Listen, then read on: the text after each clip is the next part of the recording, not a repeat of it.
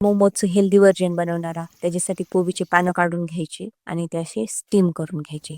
एका कढईमध्ये तेल घालून घेतलं. त्यात 1 वाटी कांदा, 1 वाटी टोमॅटो, 1.5 वाटी कोबी, अर्धी वाटी शिमला मिरची, 1 वाटी गाजर घातलं, थोडीशी लसूण पेस्ट घातली आणि हे मिक्स करून घेतलं. मसाल्यामध्ये 1 टेबलस्पून आपण ब्लॅक पेपर घातला, 1 टेबलस्पून ऑरेगॅनो घातला आणि 1 टेबलस्पून सिनेमन पावडर, चवीनुसार मीठ, कश्मीरी लाल मिर्च पावडर. त्याच्यानंतर छोटी अर्धी वाटी मेयोनीज घातलं, 1 चम्मच साखर घातली. ही झाली आपली सीझनिंग रेडी. तोपर्यंत जे आपण स्टीम व्हायला पानं ठेवली होती ते स्टीम झालेत. फायनल प्रोसेस आहे ती मोमोज बनवायची.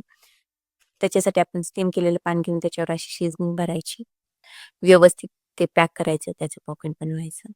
डबल पॉकेट बनवायचं. एकूण पॅक करायचं आणि आता ट्रिपल पॉकेट बनवायचं. 3 वेळेस फोल्ड करायचं आणि हे झालं आपला रेडी मोमोज. अशाच प्रकारे बाकीचे पण मोमोज बनवून घ्यायचे. असे मोमोज बनवून झाल्याच्या नंतर आपण आता त्यांना फ्राय करून घेऊयात. त्यासाठी कढाईमध्ये थोडंसं तेल टाकले. परत त्याच्यामध्ये मोमोज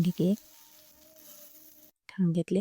आपण मोमोज ठेवून 5 मिनिट झाल्यानंतर असं पलटून घ्यायचे की खाली हे झाले आपले रेडी मोमोज.